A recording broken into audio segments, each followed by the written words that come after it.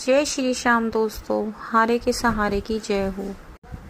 दोस्तों, आज की कहानी एक महिला की कहानी है।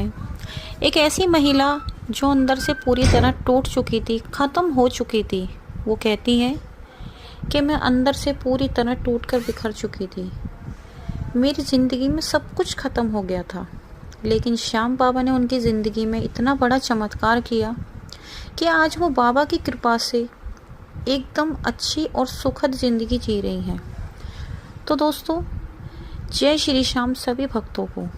दोस्तों, वीडियो में आगे बढ़ने से पहले जिन लोगों ने अभी तक मेरे चैनल को सब्सक्राइब नहीं किया, वो मेरे चैनल को सब्सक्राइब कर बेल आइकन को ज़रूर प्रेस कर ले और साथ ही साथ कमेंट बॉक्स में जय श्री श्याम लिखना बिल्कुल भी ना भूलें। ये ज़रूर लिखें कि आप लोग कहाँ से इस वीडियो को देख रहे हैं और श्याम बाबा का जयकारा ज़रूर लगाएं।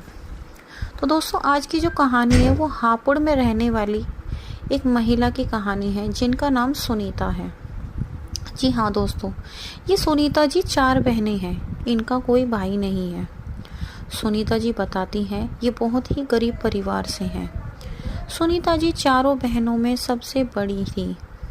सुनीता जी बताती हैं कि इनके जो पिताजी हैं वो एक मज़दूर थे।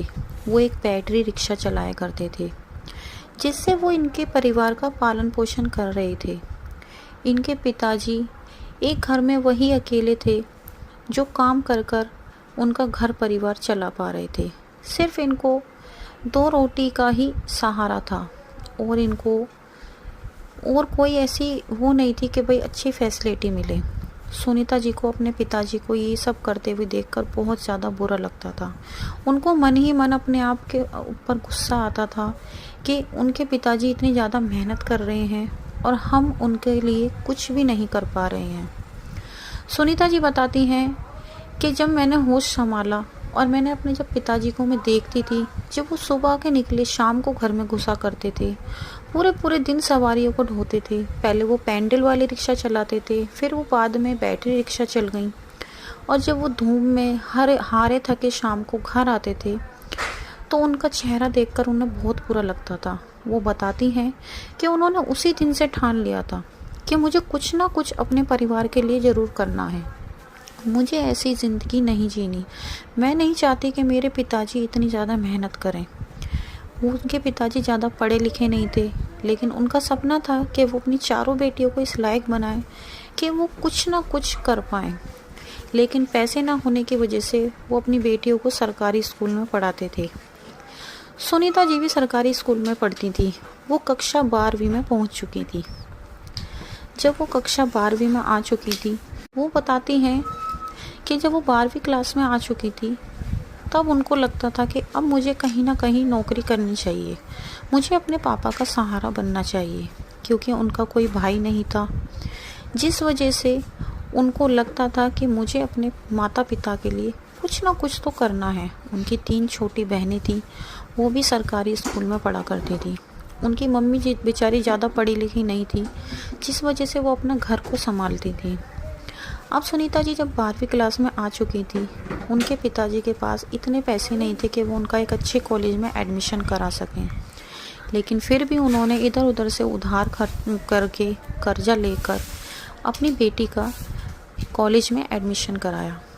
सुनीता जी ने भी खूब मन लगाकर पढ़ाई करी, खूब मन लगाकर उन्होंने पढ़ाई लिखाई करी।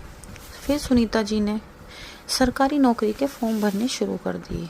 वो चाहती थी कि उनकी कहीं ना कहीं नौकरी लग जाए, लेकिन वो कहते हैं ना कि जब किस्मत ख़राब होती है तो इंसान चाहे कितनी भी कोशिशें कर ले, जब उसका वक्त ख़राब चलता है तो उनकी सारी कोशिशें नाकाम जाती हैं।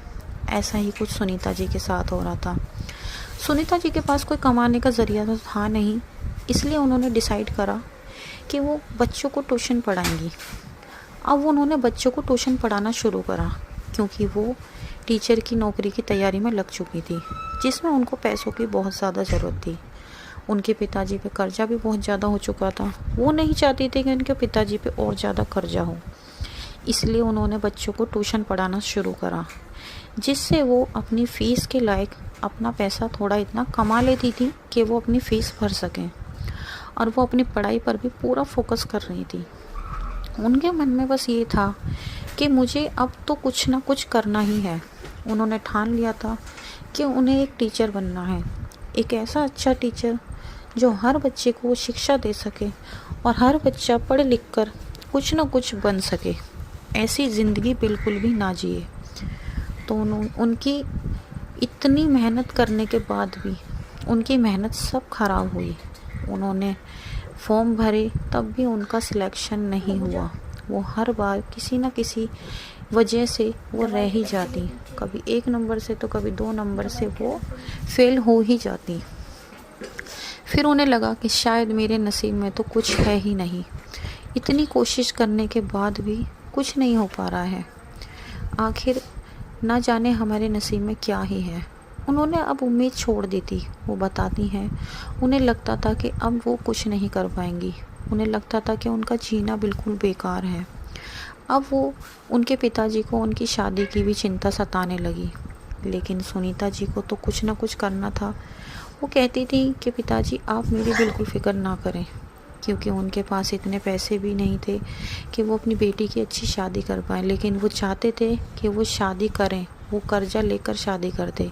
लेकिन सुनीता जी ने कहा कि जब तक मैं अच्छी नौकरी पर नहीं लग जाऊंगी, मैं शादी नहीं करूंगी। मैं आपको इस हाल में छोड़कर बिल्कुल भी नहीं जाऊंगी।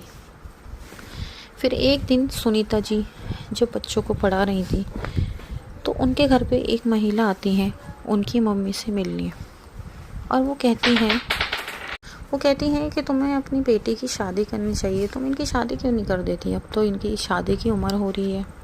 तो उनकी माँ कहती हैं कि अभी ये पढ़ाई कर रही है, कहीं नौकरी लग जाएगी तो ही कुछ करेगी। इतनी ज़्यादा परेशानी है कि समझ नहीं आ रहा क्या करें। तभी वो उनके जो घर पे एक महिला आती है, वो कहती हैं तुम एक काम करो, तुम एक बार खाटू श्याम मंदिर जाओ और वहाँ पर जाकर अर्जी लगाओ। देखो तुम्हारे सारे दुख खत्म हो जाएंगे और तुम्हारी बेटी की भी नौकरी ज़रूर लग जाएगी। श्याम बाबा हारे के सहारे हैं। जो भी भक्त दिल से हार कर उनकी शरणों में जाता है, श्याम बाबा उनकी ज़रूर सुनते हैं। उनकी मम्मी को सुनकर थोड़ा अच्छा लगा, तो उन्होंने कहा कि ठीक है, देखते हैं। अब उन्होंने अपने घर में अपने पति को ये बात बताई। सुनीता जी को भी ये बात पता चली, तो सुनीता जी ने भी कहा कि मम्मी एक बार हमें ज़रूर चलना चाहिए। तो उन्होंने जो उनके फ़ीस के थोड़े पैसे आए थे, इस बार उन्होंने खाटू श्याम जाने का प्रोग्राम बनाया। वो अपने परिवार के साथ खाटू श्याम बाबा के दरबार पहुँचे। जब वो श्याम बाबा के सामने पहुँची, तो श्याम बाबा के सामने पहुँचकर वो फूट फूट कर रोने लगी और कहती हैं, बाबा मुझसे अपने पिता का दुख देखा नहीं जाता। मेरे पिताजी दिन रात इतनी मेहनत करते हैं, इतना कष्ट उठाते हैं, मुझसे ये सब देखा नहीं जाता। बाबा मैं चाहती हूँ कि मैं बेटी हूँ, लेकिन मैं एक बेटा बनकर उनको सपोर्ट करूँ, उनके लिए कुछ ना कुछ करूँ। बाबा मैंने इतने इंटरव्यू दिए, इतना सब कुछ करा, इतने फॉर्म भरे, पर मेरा कहीं भी सिलेक्शन नहीं हो रहा। बाबा मुझे सरकारी टीचर की नौकरी करनी है, कुछ भी करके। बाबा मैंने इस बार फॉर्म भरा है। अगर आप सच में हो, उन आंटी ने आपके बारे में बताया था, अगर आप सच में हो तो बाबा इस बार मेरी नौकरी लगवा देना। अगर बाबा आप मेरी नौकरी लगवा दोगे तो मैं मान जाऊंगी कि हाँ आप सच में हो। ऐसा कहकर वो श्याम बाबा की एक छोटी सी तस्वीर लेकर अपने घर आ जाती हैं, और सुनीता जी और उनकी मम्मी रोज़ सच्चे दिल से श्याम बाबा की पूजा करती हैं। जो सुनीता जी ने जो फॉर्म भरा था सरकारी नौकरी के टीचर का, उनकी उस नौकरी में सिलेक्शन हो जाता है। अब तो सुनीता जी को यही नहीं समझ आ रहा कि आखिर ये हो कैसे गया। सुनीता जी तो वहीं बैठकर रोने लगी और बस वो तो श्याम बाबा का ही नाम लेने लगी कि ये मेरे श्याम बाबा ने ही किया है, ये मेरे श्याम बाबा ने ही किया है। उनका तो खुशी का कोई ठिकाना ही नहीं था। अब सुनीता जी की नौकरी लग चुकी है। आज वो एक सरकारी टीचर हैं और आज वो अपने परिवार को बहुत ही अच्छे से, जैसे एक बेटा अपने परिवार का ध्यान रखता है, उसी तरह से अपने परिवार को चला रही हैं। अब उन्होंने अपने पापा का रिक्शा चलाना भी छुटा दिया है। वो बताती हैं कि उन्होंने अपने पापा की एक बड़ी परचूनी की शॉप खुलवा दी है, जिसमें हर तरह का सामान उनकी दुकान पर मिलता है। और अब सुनीता जी के लिए अच्छे अच्छे रिश्ते आ रहे हैं। लेकिन सुनीता जी बताती हैं कि वो अभी कम से कम 2 से 3 साल शादी और नहीं करेंगी। वो कहती हैं कि मुझे अपने परिवार को सब कुछ पूरी फैसिलिटी देनी है और अपने लिए भी सब कुछ करना है, उसके बाद ही मैं शादी करूँगी। वो कहती हैं कि श्याम बाबा ने मेरी ज़िंदगी तो एक पल में ही बदल दी। मुझे तो यकीन ही नहीं था कि श्याम बाबा सच में चमत्कार करते हैं। उन आंटी ने एक बार बताया और हम बाबा के दरबार गए। बाबा ने मेरी ज़िंदगी बदल के रख दी। तो ये थी दोस्तों सुनीता जी की कहानी। अगर आपको पसंद आई हो तो वीडियो को लाइक करें, शेयर करें, कमेंट बॉक्स में जय श्री श्याम ज़रूर लिखें और आगे इस कहानी को ज़्यादा से ज़्यादा शेयर करें ताकि और भी भक्त श्याम बाबा से जुड़ सकें। कल मिलते हैं एक और नई सत्य कहानी के साथ। जब तक के लिए सभी भक्तों को धन्यवाद।